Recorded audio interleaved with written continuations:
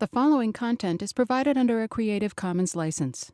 Your support will help MIT OpenCourseware continue to offer high-quality educational resources for free. To make a donation or to view additional materials from hundreds of MIT courses, visit MIT OpenCourseware at ocw.mit.edu. Recap last night and remember what we had for an overview.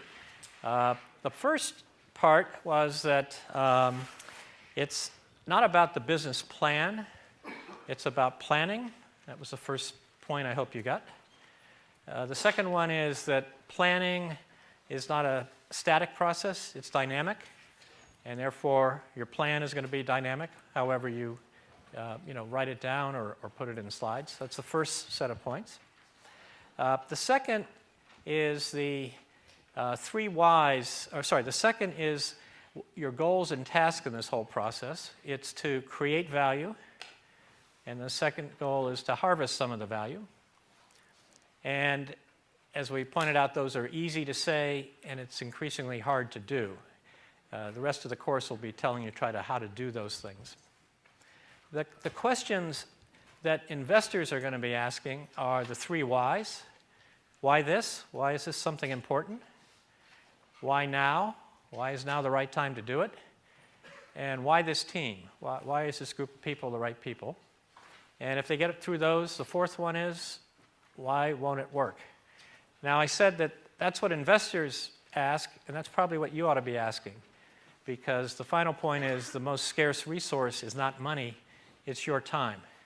So if you're not happy with those answers to those questions, then you ought to iterate and find some new questions, a new approach to those. In fact, tonight our speaker, Bob, is probably going to talk about how you've iterated some things on that score.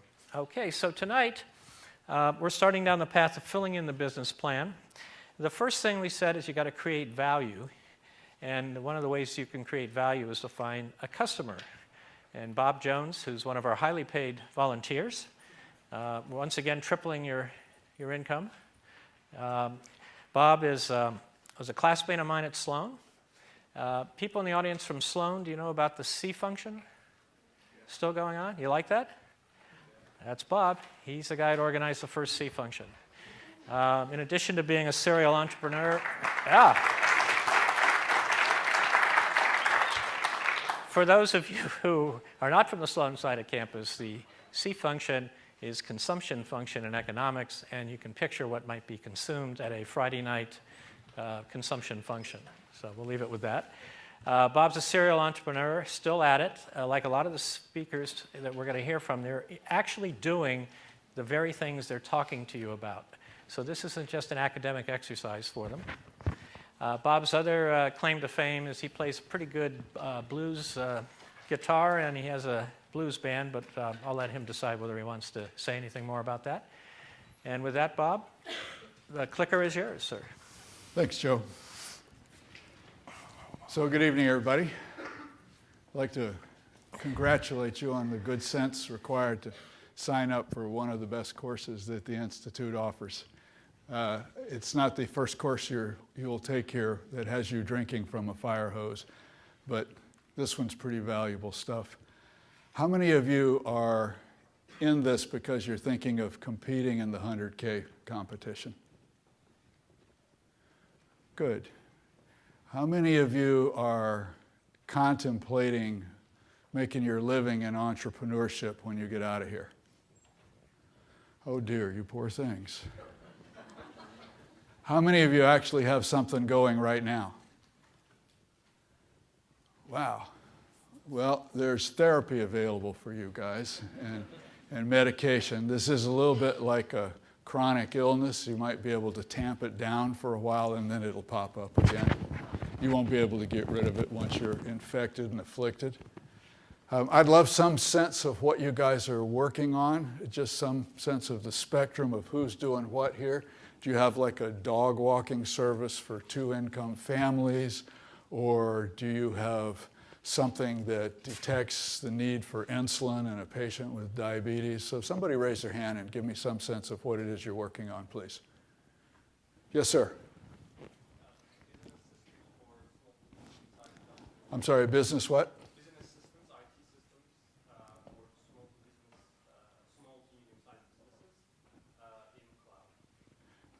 Okay, what's broke that you fix?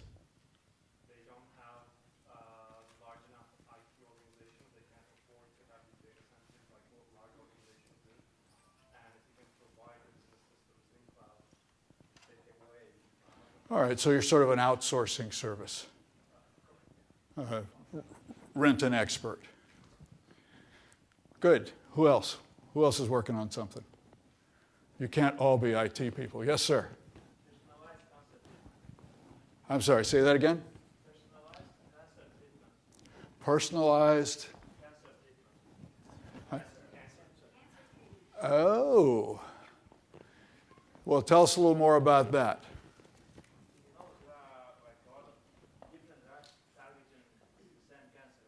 Right, I know that cancer is actually a family of disorders. It's not.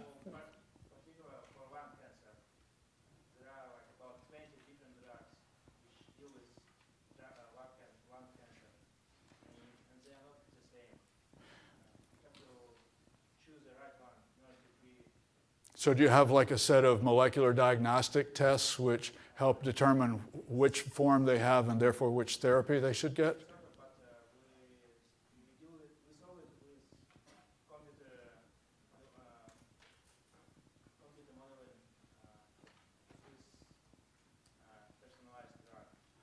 And who will be your customer? Who will write you a check?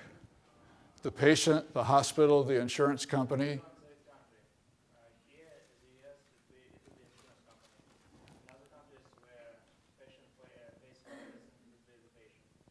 How many of you are thinking about working in the medical arena? Yeah, okay. You know then that there's a sort of a cluster of customers that you have to work with. The doc has to request it. Then you have to go arm wrestle with the purchasing agent or the formulary committee or whatever. It's really quite convoluted. Okay, well, that gives me at least some idea of how eclectic you guys are. So what I'm going to try to do, Joe, tell me how I make this gizmo work. Oh, God, turn it on? Really demanding. Okay, I'd like to know a little bit about you. I think we covered that. I'm going to try and provide you with a couple of hot tips in the course of this 90 minutes. I have this sort of quaint notion that if I'm going to ask you to pay attention to me for an hour and a half, I ought to try to give you something of value in return. I realize that's sort of old school, but I hope to help you find some customers and succeed with your businesses, and I'm going to do that using a couple of product launches that I was involved with. There are times when people speak to you and they say, well, there's been 20 clinical trials done and the results are almost indisputable. This is not one of those. This is anecdotal. You're not going to be hearing the voice of God. You're going to be hearing my opinions, and they may be wrong. Disclaimer. But I'm going to walk you through a couple of product launches and some lessons that maybe you'll learn. And there may be an opportunity for equal opportunity embarrassment in the course of this evening. I will fulfill the responsibilities of leadership by embarrassing myself first, and then I'll offer you the chance to follow on. So I went to a couple of schools. I had a couple of normal jobs.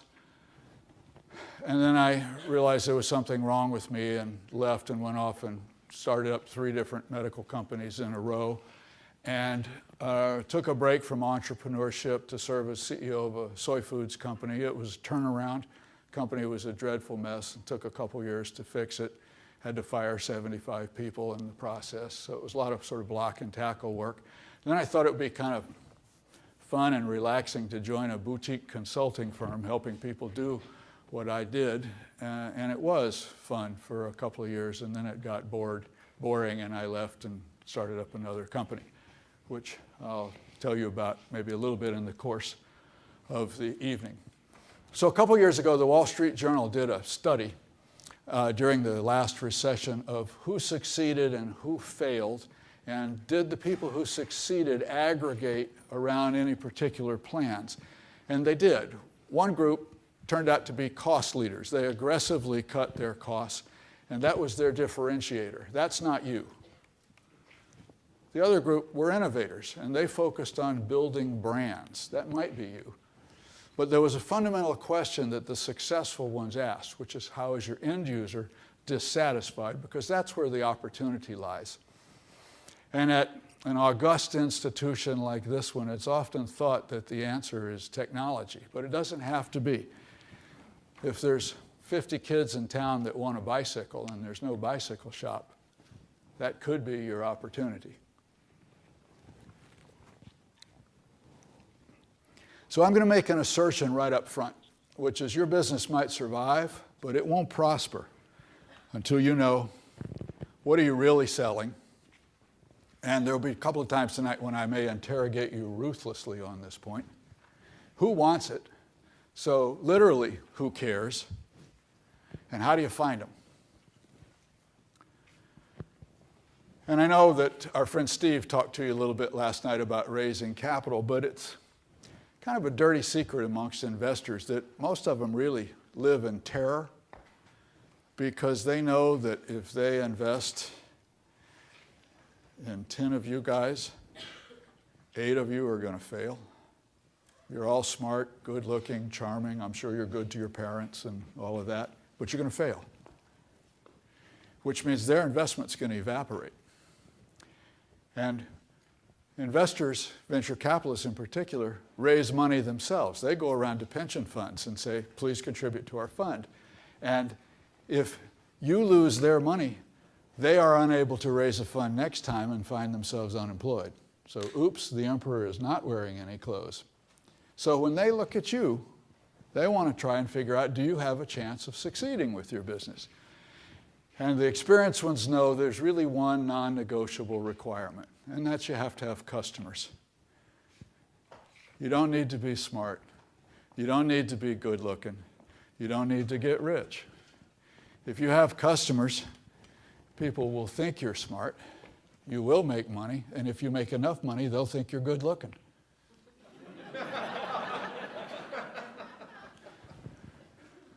So they want to know, do you have any customers? Will you have any? Do you even know you need them? And by the way, have you done some homework? How are you going to find them? And how much are they worth? Are you going to spend $5 to acquire a customer whose lifetime value is $3? Oops, probably not a good idea. How long is it going to take you to get there? How many do you need in order to reach prosperity? I think there's 2 descriptors that you want. You'd like to be important, and you'd like to be unique. And of course, the sweet spot is when you're both. So I think you can make a pretty good argument that air is important, arguably not unique. And I don't want to traumatize any of you, but some would argue that MIT decals are unique, but possibly not important. Possibly. So can you make a decent business selling either of these? Well, yes, no? People do. People do. Give me an example of an opportunity to sell air. Chem Labs. Okay, that's a bit exotic. Any of you guys scuba dive? I did my checkout dive off Catalina Island in California. I was about 100 feet down in the kelp beds. Ooh, I've got about 15 minutes left. I would have paid a lot for some air. You know those packages that have all those little bubbles in them and you get really neurotic and pop them all? You know what that company's called?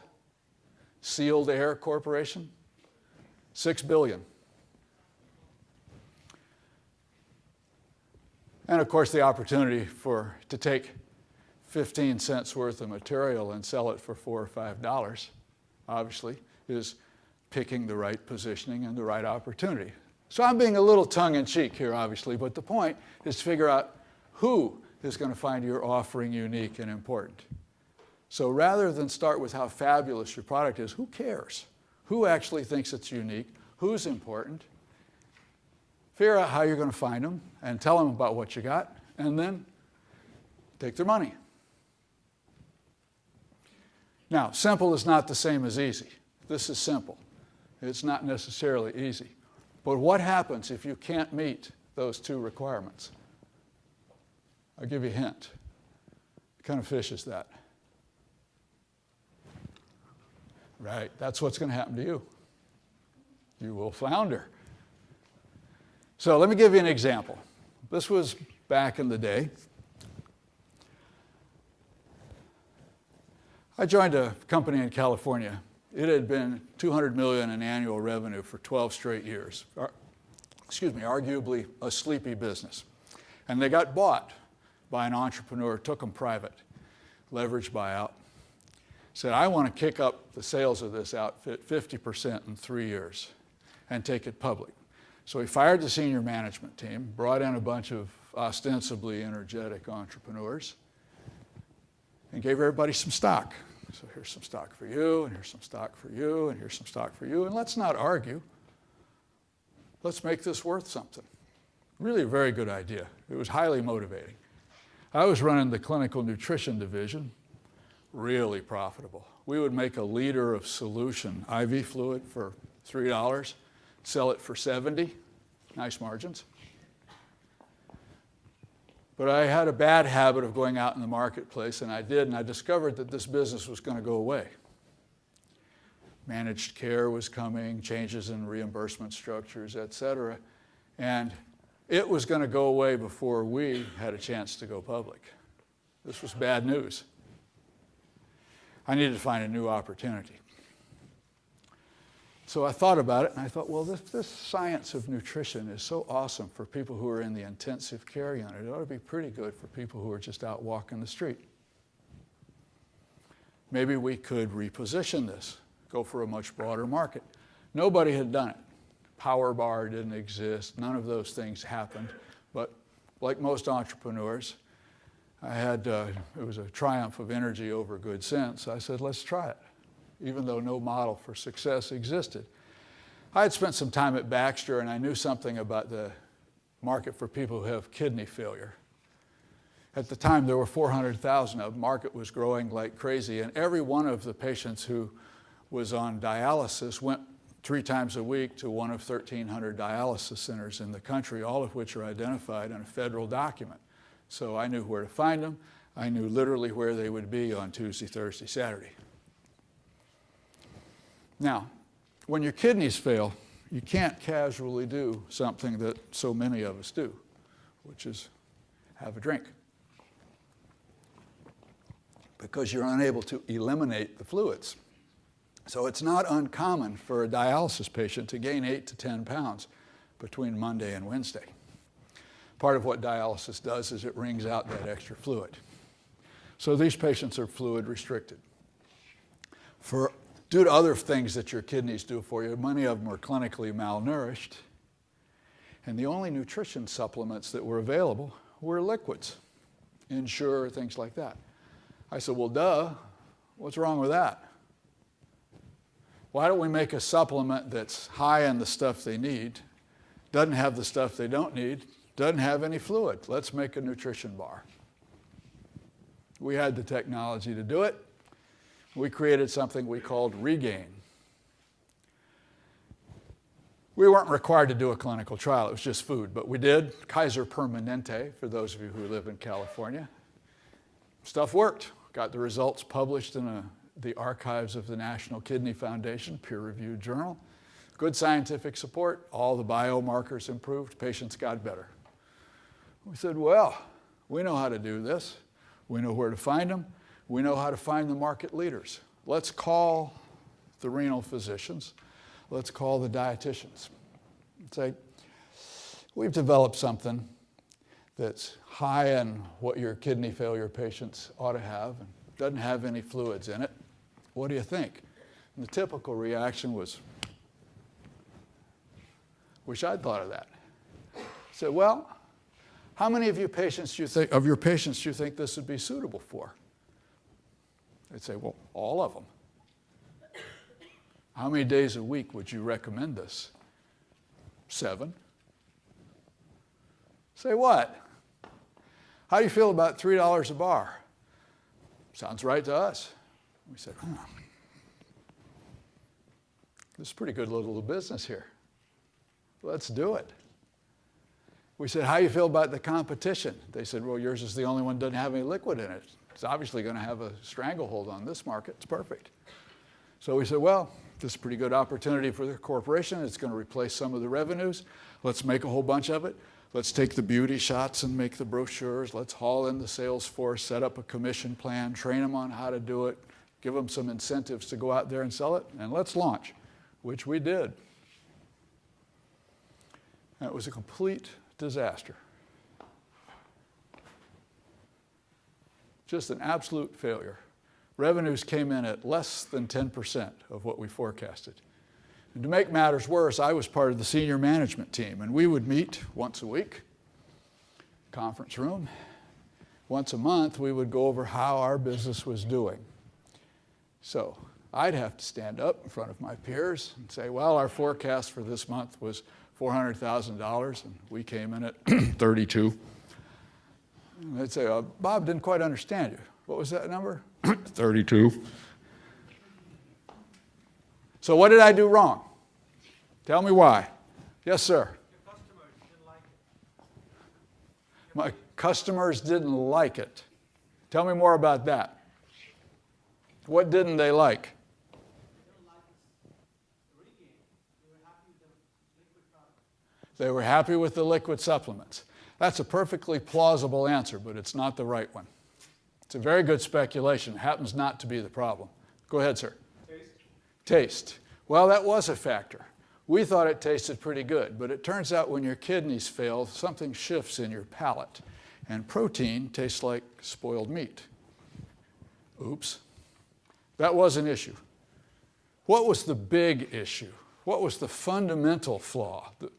The most obvious thing that I did wrong in retrospect. Go ahead, sir. Okay, that's a pretty good question. Who paid for the product? We're closing in on the issue. Okay, here's a hint. What's the title of my talk tonight? That was a clue. Okay, so what did I do wrong? Yes, sir.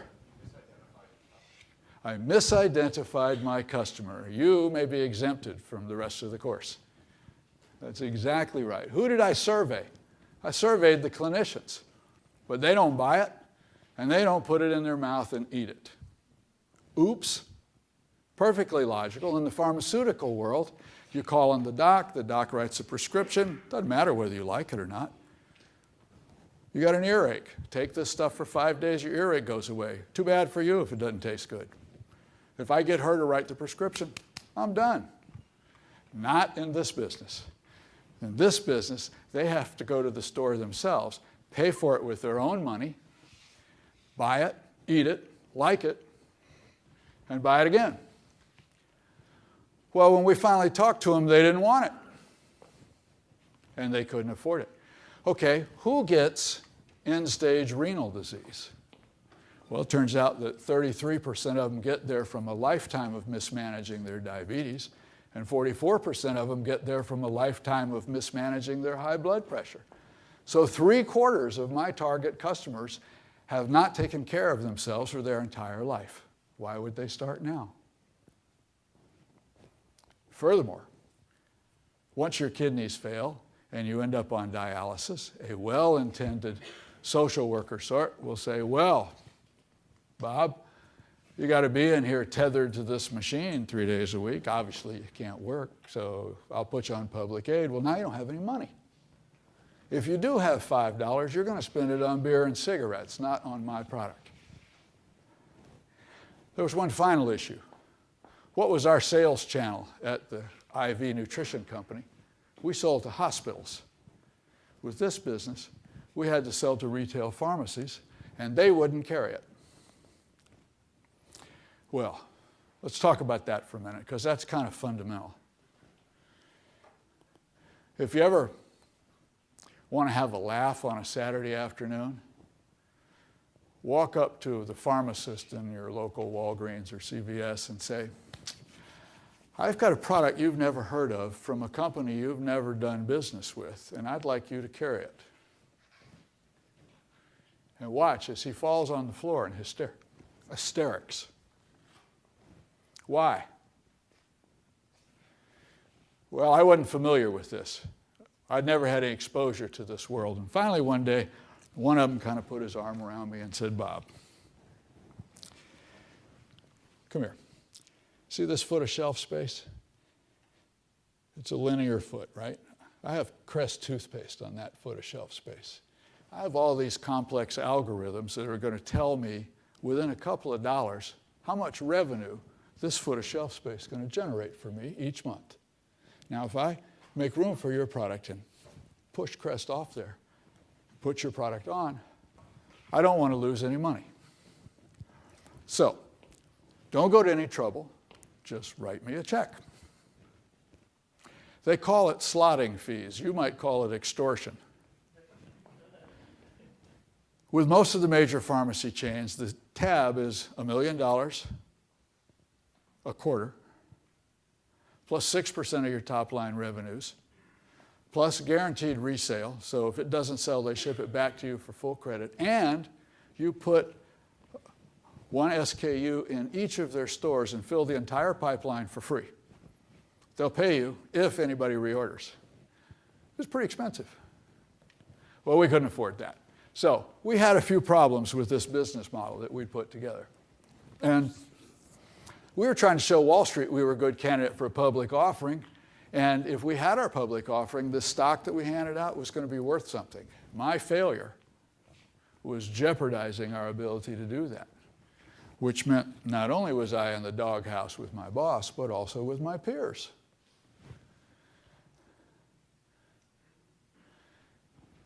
And each month I would say, well, you know, it's taken a little longer to take off than we thought. Give us a while to keep moving with the sales force. And each month it continued to be a train wreck. And it went on for an entire year. Ruined a year of my life because, as this gentleman said over here, I misidentified my customer. So, what do we do about it? Well, we learned about inside sales. We said 25% of these people take care of themselves. We ought to be able to find them. Furthermore, somebody ought to pay for this. Let's try Medicaid. Now, you may or may not know that Medicare covers you if you're old. It's a federal program. Medicaid covers you if you're broke. It's a state program. What do you think are the chances that Illinois and Indiana have the same program? Real slim. We got it reimbursed in 40 states. It was almost as fun as 40 consecutive dental extractions. I said, this is just a god-awful way to make a living. Sold the business. Parenthetically, yes, we did well enough in our group with our other products that we compensated for the shortfall with this. And when we sold the business, we didn't make any money, but we recouped our investment. So I escaped financially intact, spiritually battered and abused. Much wiser, but considerably sadder. But let's fast forward a couple of years. I did 2 more of these things and got better at it. And after a while, got recruited by a group of docs at Harvard Med School. And they hauled me in from California. Tough sales pitch to my family because we were in Southern California. I said, it snows in New England, right? It does.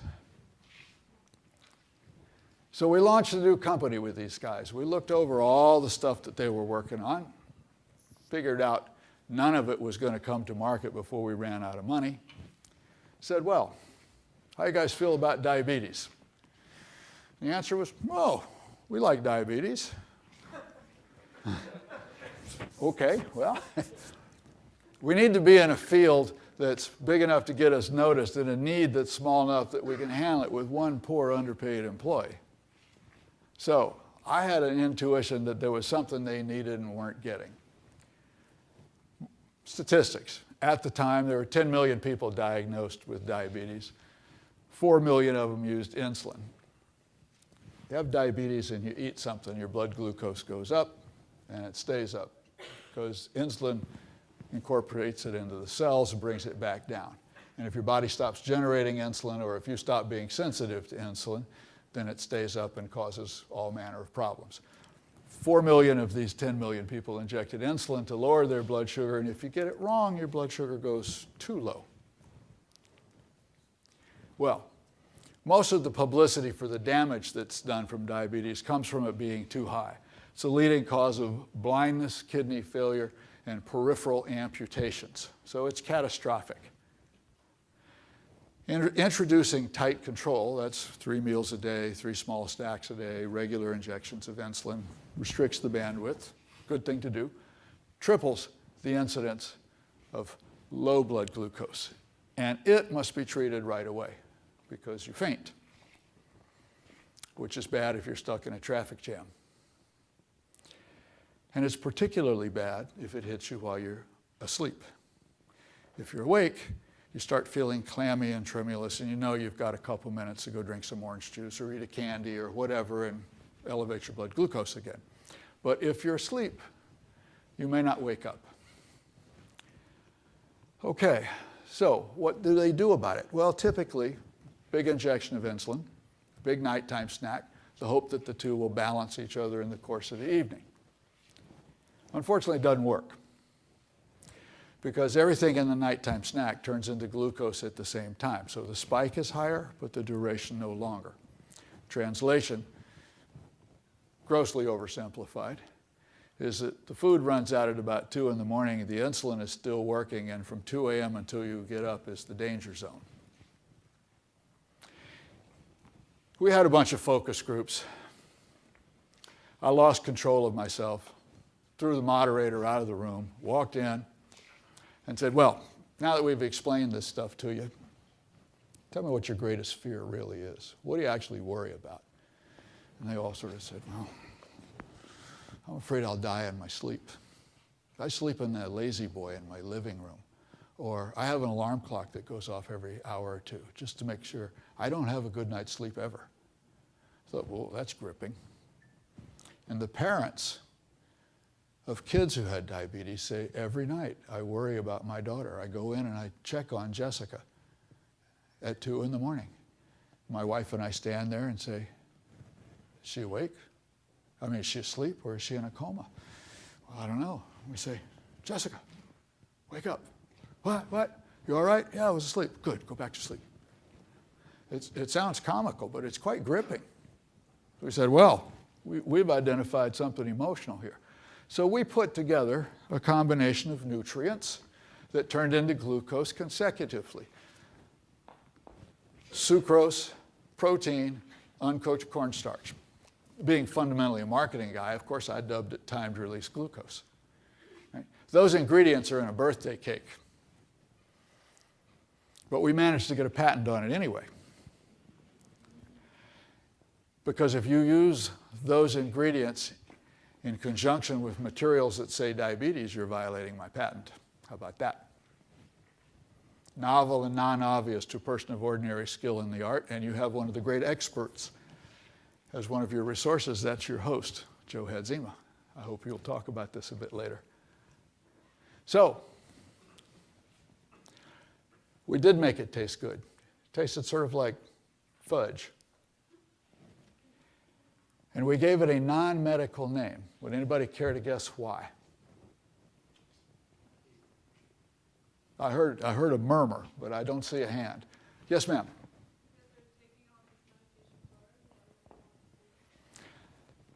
That is true, but that was not the explanation. Sir? Again? Does that make you not have to go through FDA? Well, we didn't have to go to FDA, but that's not why we gave it a non-medical name. Sir? Because you're trying to reduce fear? Yes, but perhaps not the fear that our audience would think. We talked to our patients, our customers, something I'm going to encourage you to do, and they said, Bob, I'm not a diabetic. I am a person who has diabetes. I'm a lawyer. I'm a banker. I'm a professional. I have a condition, but I manage it, just like you might have a headache, but you manage it. It's nobody's damn business whether or not I have diabetes. And if I end up in a meeting that lasts half the night and I have to consume your product, I don't want the other people around the conference table knowing I'm medicating. It's none of their business. Thank you. Furthermore, I had been arm wrestling with the FDA because I wanted to put for diabetes on the package. And what our customers told me was, if you do that, I won't buy the product. So I was trying very hard to do the one thing that would have scuttled the business. Fortunately, our customers advised us and we listened. And they said, our kids have sleepovers and they have to do one of these at night. And they would rather eat worms than be different from their peers. So make it look like something they can offer their friends, like an energy bar, timed release glucose. Ooh. Hey guys, you want one? So I said, okay, we're bringing some consumer marketing in to all this science. So this time around, instead of just talking to clinicians, they were important, but they were not sufficient. We talked to parents, we talked to patients. We went to all these things at elementary schools that parents of kids with diabetes would attend. And you know those little bitty chairs? Sat there with our knees banging against things and took lots of moms to lunch. We learned an awful lot about this. How many of you know someone who has diabetes? It's really important to go have these conversations. And finally, I said, well, what kind of advertising do these people see? There are all sorts of diabetes magazines out there. So I bought a half a dozen of them. And the typical ad was on the back cover, a full page blow-up of a hypodermic needle. Just the thing to make you feel warm and resonant, right? I mean, the copy would say, my needle's sharper than his needle, it doesn't hurt as much, buy mine. I said, ooh. So we put together an ad with this agency that had flying pigs. It was just so ludicrously out of place in this magazine, nobody turned the page. And there was some kind of lame copy about sleep, perchance to dream, etc. Right? Everybody read it. And we ran a little violator across the corner of the ad. It says, for free sample, call 1-800 and our number. Stuff started happening. We were at 238 Main Street, up above what was at the time a barber shop, in a little ratty office. When we started getting 100 calls a day, we needed more phones. 200 calls a day, we said, geez, we better get some people to answer the phone.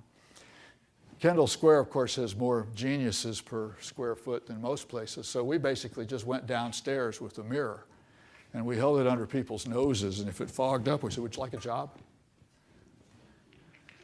And fill the office.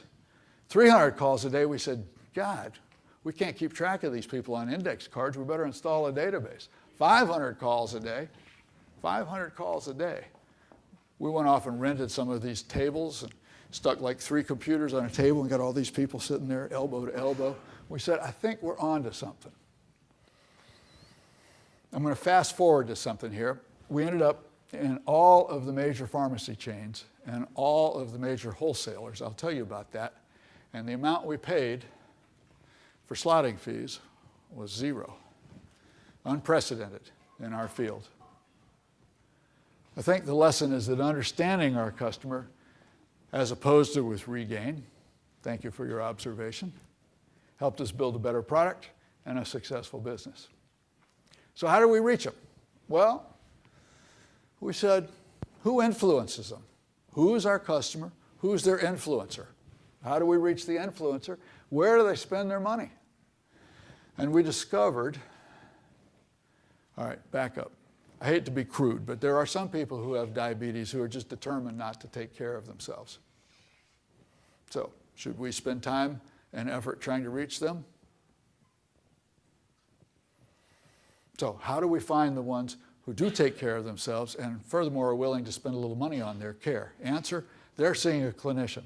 The clinician's called a certified diabetes educator, and their association, I know this will astonish you, is the American Association of Diabetes Educators.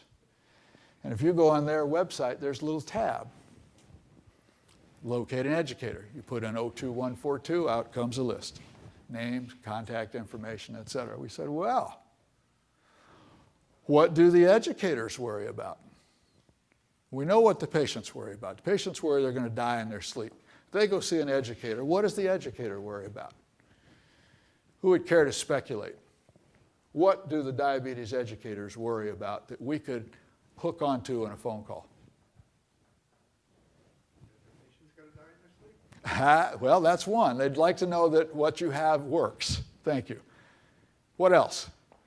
when I asked them, what's your greatest professional frustration? Anybody care to guess what their answer was? Yes, sir. Oh my God, that's absolutely right. I tell them what to do and they don't do it. Drives me crazy. We'd hear it over and over again. Single greatest professional frustration, the medical term, of course, is compliance. They don't comply. So we said, well, we need to figure out how to address that. So we'd call them up, having located. And by the way, I know that these days an increasing number of people are terribly uncomfortable picking up the phone and calling someone without 5 emails to set up the appointment first. So this may strike you as like emotionally difficult to just make cold calls, but we did. And when they'd answer the phone, we'd say, our company's worked with a group of docs out of Harvard Med School, and we've invented what looks like a candy bar for addressing nocturnal hypoglycemia, and the patients love it. Do you have 30 seconds? Say again. And we talk to them. The last thing we would say in the conversation is, who else that you know should we call? Oh, you got to call my friend Susie Cream Cheese. She would absolutely love this. So we'd call Susie Cream Cheese, and we say, Susie, Janet says we ought to call you. Oh, how's Janet? Well, you know, her dog's got a hip problem, going to go in for surgery. But other than that, Janet, oh, she loves that dog. Yeah, she does. But anyway, she said we should call. Building relationships, right? So we started doing this stuff.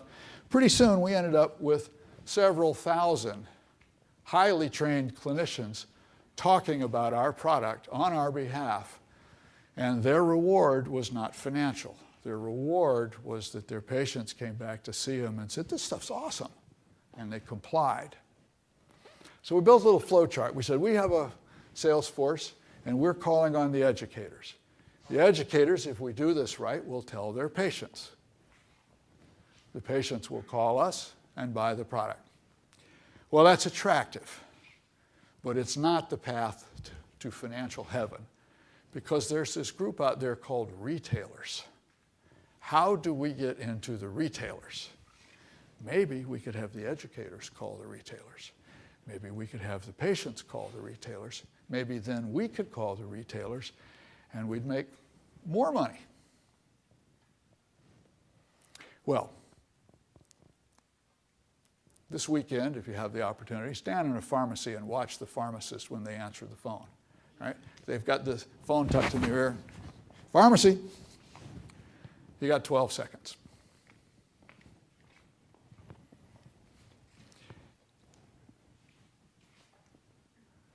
So, how did we address this? Well, people would call. We'd send them a free sample. By the way, we had to put in some questions because we made it onto one of these web pages that said, this outfit's giving away free fudge. So we got plenty of phone calls from people who were never going to be our customer. So once we figured that out, we had to start asking some qualified questions. Tell us what brand of insulin you're typically using. If we heard, oh, I'm sorry, we don't have anything for you next, right? But we'd send them a sample. We'd follow it up. Did you get our product? Yes. Did you wake up dead? No. Must have worked. Guys, that was a joke.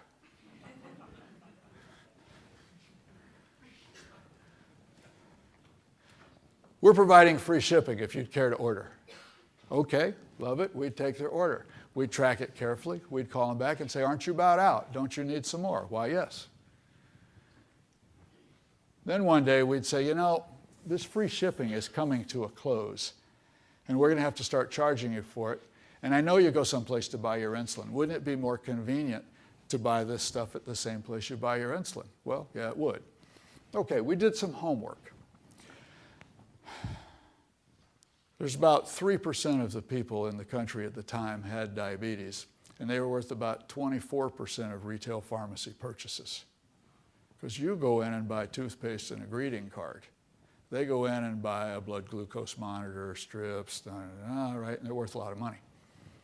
So we'd say, well, why don't we set it up so you can pick it up wherever it is you buy your insulin? Where is that? And they'd say, oh, Yost's Pharmacy.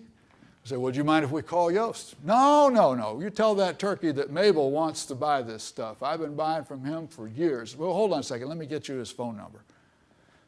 Right? So Yost would answer the phone. We'd say, Yost, we've just been selling our product to 5 of your customers that have diabetes. They want to buy it from you and you don't have it.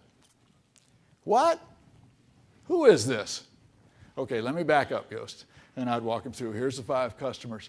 So what can we do about that? Yost would say, well, we probably ought to have it, but I can't possibly buy this without corporate approval. I mean, we're just one Walgreens, right? I mean, you got to go to Deerfield to corporate headquarters. Yost, we know that. But we also know that there's a level below which you can buy without corporate approval. That number's probably $100. Well, yes, it is. Well, you'll be pleased to know that our initial starter pack costs $99.95. And I can take your purchase order right now. And by the way, if it doesn't sell, you don't need to ship it back to us for a refund. We'll take your word for it. Throw it in the trash. We'll send you back the money. Okay. Nobody ever mentioned slotting fees. Why not? What did we have that gave us the ability to trample all over that convention? Who said customers? Excuse me. Well, my heart beats. That's exactly right. So, we've talked about this a bit. There was a neat thing we did. A lot of these educators would have a class on Saturdays. One Saturday a month, they'd bring in all of their people, talk about new developments in diabetes care. And like everybody who's got to write a monthly column or a blog or whatever, it's hard to come up with content. So we'd say, well, when's your next one of these? Oh, it's a week and a half. Do you have your whole agenda set up yet? No. If you like this, would this be something worth talking about to your patient population? Well, yeah, actually. Well, we'll send you the stuff. We'll send you the literature. But let's suppose they do like it. They're going to ask you 3 questions. How's it taste? How much does it cost? Where can I get it? Tastes like chocolate fudge. You'll figure that out for yourself. It's $1 a bar. How do we answer the 3rd question? Oh, man. There's a ShopRite I send all of my people to. Well, can we call him and tell him that a week from now, or a week and a half from now, you're going to be sending some people? No, we can do better than that. Tell that bonehead to get in here on Saturday morning. He can stand up and talk to him himself, and he can see what we're doing, and he'll stock the product. Very cool. Pharmacists would agree. Nobody ever mentioned slotting fees. And I bet you know why not. So this was good. Now we were in with the retailers. But one day we discovered retailers really didn't want to deal with us. They wanted to deal with wholesalers. Why not? Well, there's about 5,000 different items in even a small drugstore. And they don't want to be sending out taking in 5,000 invoices and sending out 5,000 checks. So wholesaler consolidates all that. The truck comes, brings them a bin, sends them one bill. Now, if you think getting into a retailer is difficult, try the wholesaler. So we said, well, if we could do this, oh my goodness, we just need wheelbarrows to carry out all the money. How do we do it? We said, well, what do the wholesalers care about? The wholesalers want to know that there's an order already there, that this is going to be painless. They're fundamentally lazy. Make it easy for them. We said, okay, what can we do? We looked about and realized there was a trade show coming up in New Orleans. We hadn't planned to go, but we said we ought to go. And let's find the 25 drugstores, I think it was Walgreens, that are surrounding the area. And let's tell them that we're going to be at this show, we're going to be meeting with the educators, and we're going to be selling our product and that they should stock it. And in fact, they should pre-order it, which we did. They took the orders, or pardon me, they gave us their orders, and then we called the wholesaler that Walgreens used and said, you don't know me, but I've sold a bunch of this product and I've built in a margin for you. You don't have to do anything. I'm going to take their order, I'm going to ship their product, I'm going to send you the money that you would have earned if you'd done this, even though you haven't earned it and you haven't done anything. What I want is for you to put us in your system. Just key us in the system. So that if they reorder, they can call you, and I've built a business for you. Tell me that again. But I wanted to be able to say to the Walgreens when they said, geez, we've sold all that stuff, we could say, great, call your wholesaler, he's got it. Of course, he didn't, but he was in the system. Wholesaler called us, poof, off we went. One last example. We got a letter one day sitting in the office from a major retail pharmacy chain headquartered in Clearwater, Florida. We're drawing up our planogram for the coming year. Who can tell us what a planogram is? Sir?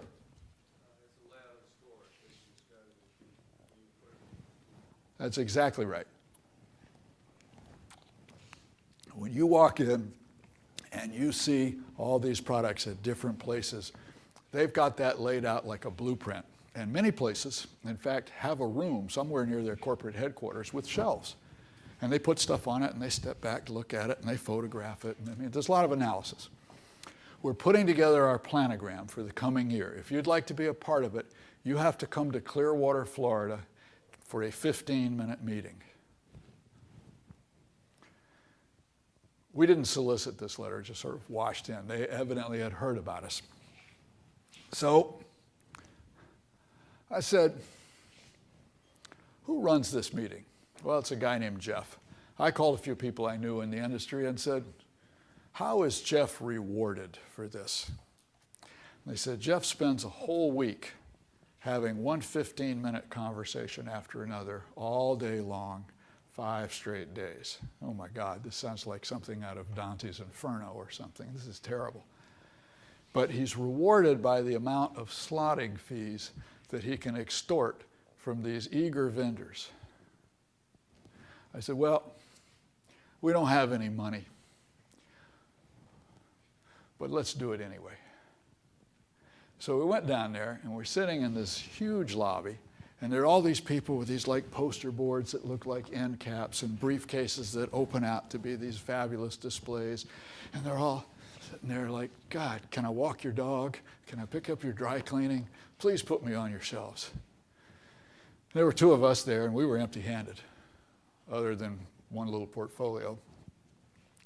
We came in and we said, Jeff, this isn't going to be like your other 15-minute meetings this week because we're a startup, we don't have any money, we're not going to give you a nickel.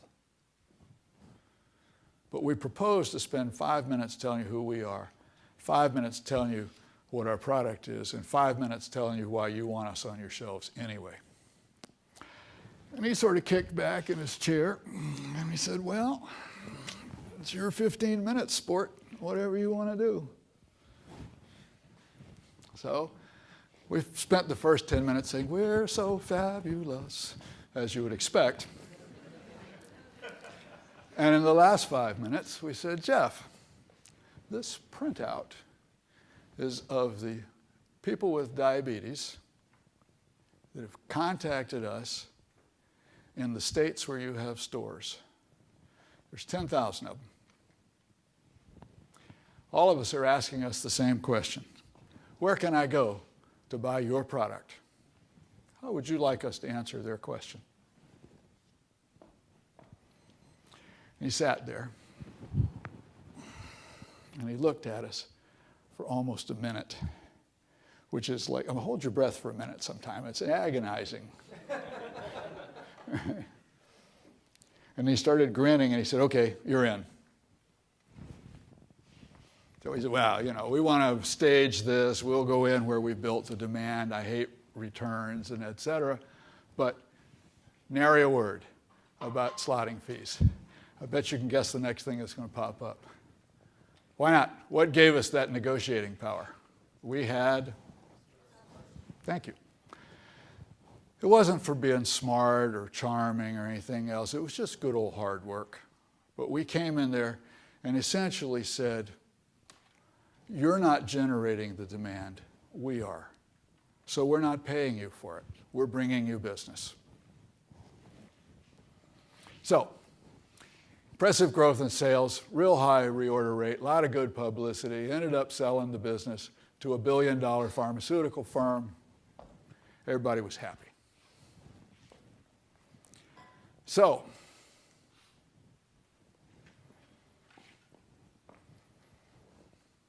I was 10 years older at the end of 2 years, but I learned a lot. So tell me, what should I have learned from this? What might you have learned, given that many of you raised your hands when you said you were in the process of doing all this stuff? What should I have learned? What should you have learned that will help facilitate your progress with your business and my current venture? So let's have some hands. Tell me what I should have learned from this, and which maybe you can have gleaned. What mistakes should I avoid going forward? What things should I do that were right? Help me out. In the back, yes. One is just focusing on the customers. It seemed that you made assumptions and were getting feedback from people that were involved, stakeholders that were involved, but not the customers themselves. So always start there. Know that you're offering something that they need and want. Did everybody hear that? Okay, let me paraphrase. With the first one, the disaster, I did focus on some of the stakeholders, but not the key ones, not the customers who are actually going to buy it. It's important to know, and I think I asked this question of one of you, who's going to write the check? Who's actually going to put their money on the table for this? And then who influences them? So that's certainly one of the more painful but crucial lessons. Anything else? That's fundamental it, by the way, but if you got nothing else, listen to that. Yes, sir? You made it almost impossible for every one of the people you interacted with to say no. Well, we certainly tried. This gentleman said we made it almost impossible for everyone we contacted to say no. How did we do that? Go ahead, sir. You built up demand. That was part of it. But each time I call somebody that didn't know me, what homework did I do first? Pardon me? Find out what motivates them. What do they care about? All right? People think of selling as this sort of tainted activity, and it can be. But a hugely important component of it is just finding out what people want. Okay, I think you need to know what they're really buying. And I think you have to have some positioning. I think if you have a product that's for everyone, I'm sorry to tell you this, but it's my opinion that it's not actually for anyone. You need some focus. And I'm also sorry to tell you, nobody actually needs your product. They might need the benefits. I actually don't need these glasses. What I need is to see better. So I hired, in the consumer sense of the term, I hired glasses. Some of you hired contact lenses. Some of you, I'm willing to bet, hired the surgeon to do the little laser procedure. But all of us had the same fundamental need. We wanted to see better. We just took different routes to get there. So sell the benefits first. And I'm a huge believer in market segmentation. I don't think everybody in the market is equal, and I think there's a lot of them who aren't going to be your customer, and I like to segment them by motivation to buy what I have. I think there's a small group at the top feeling the pain right now. Underneath that, I don't know, let's say I have something that reduces the likelihood of heart attacks. So if you had a heart attack yesterday and you're still alive, you could be a good customer for me. If you're not alive, I'm sorry, we won't do any business together. His immediate family, they're in the second tier. They're worried. Geez, maybe we should pay attention to this. Down below that, people who are kind of vigilant, And then there's a huge bunch of people that's just a graveyard for you. Don't go there. Start at the top. Couple reasons. If you can't build a business there, time for your next idea. Think of yourself as a jockey, not as a horse. If you start at the top and you fail, you might be a very good jockey, you just picked the wrong horse. Pick another horse.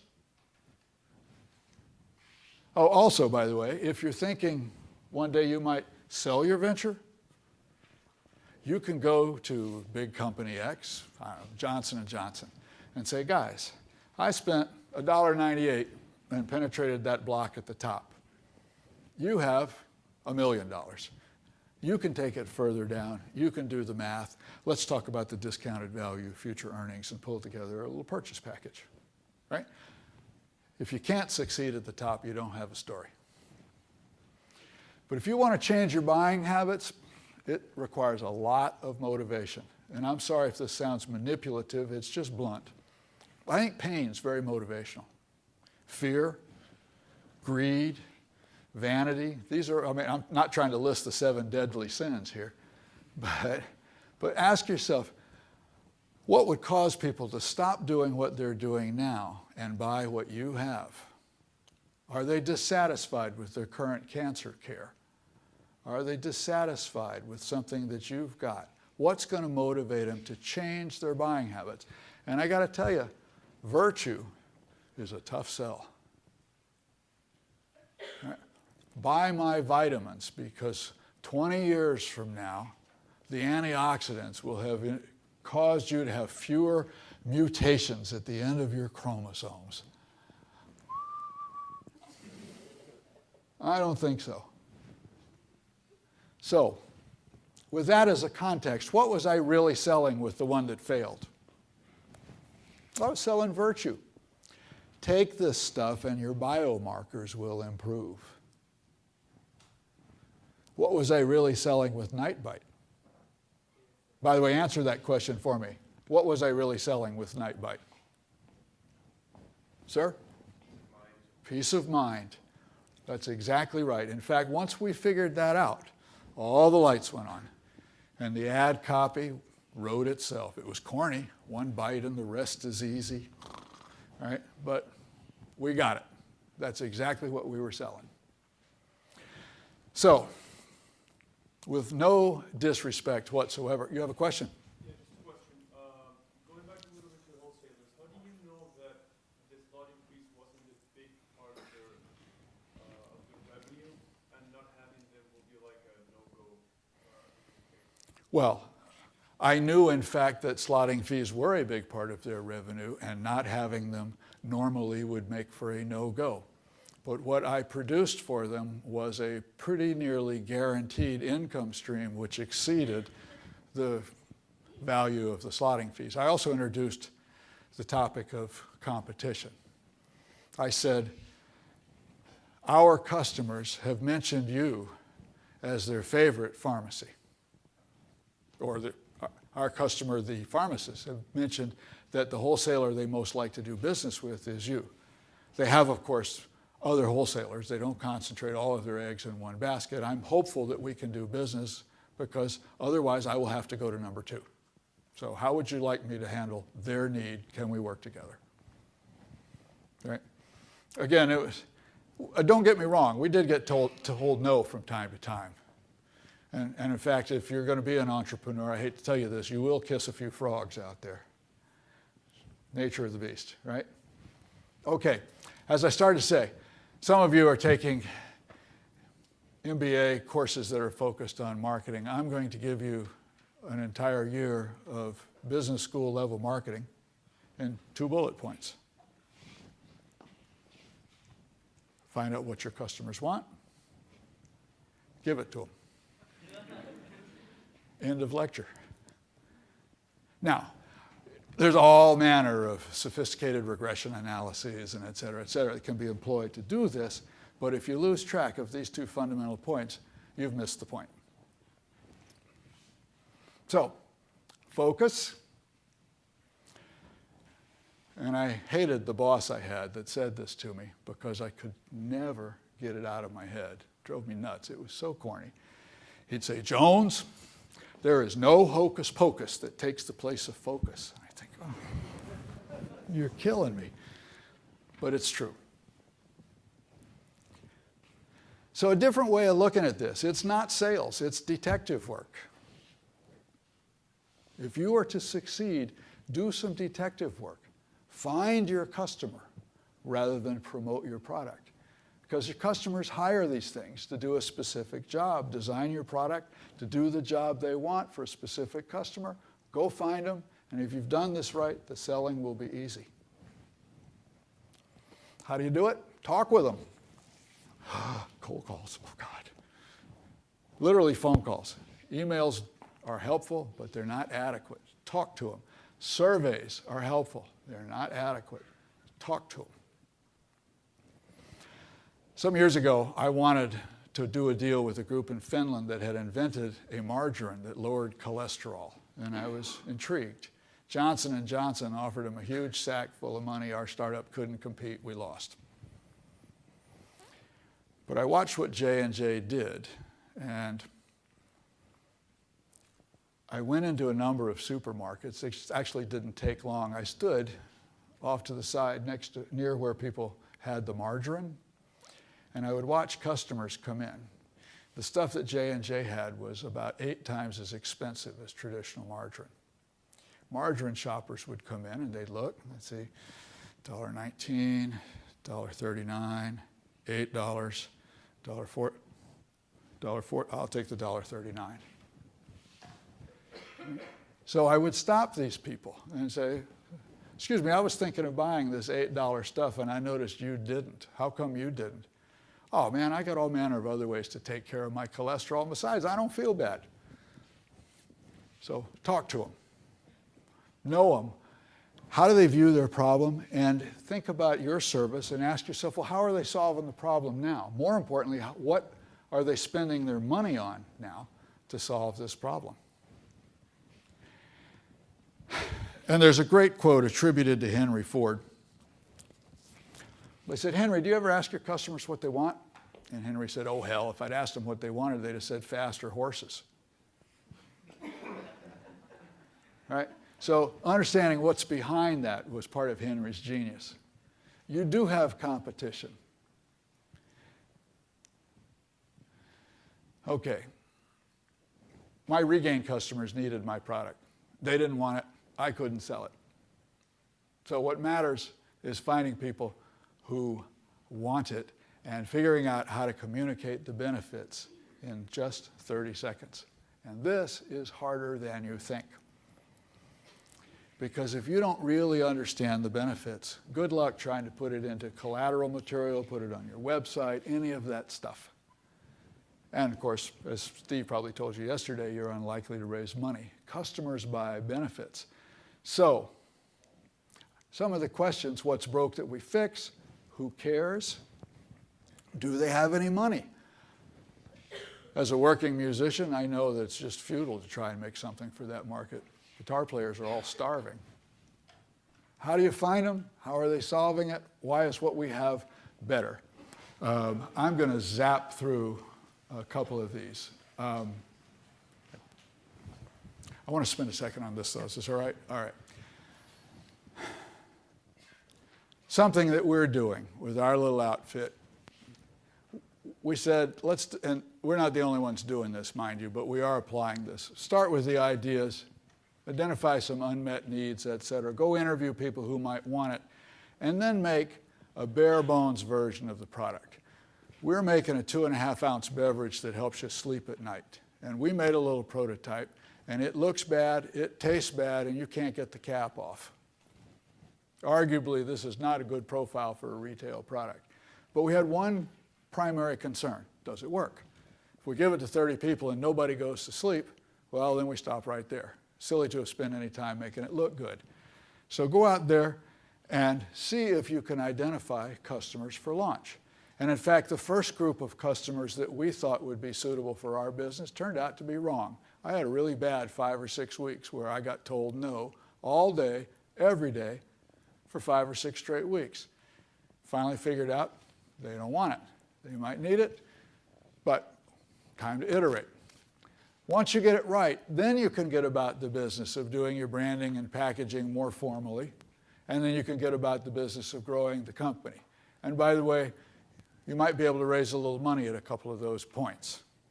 A little money to build your prototype, and then once you figure out what you're doing, a little money to actually take something to the marketplace because you have reduced the risk.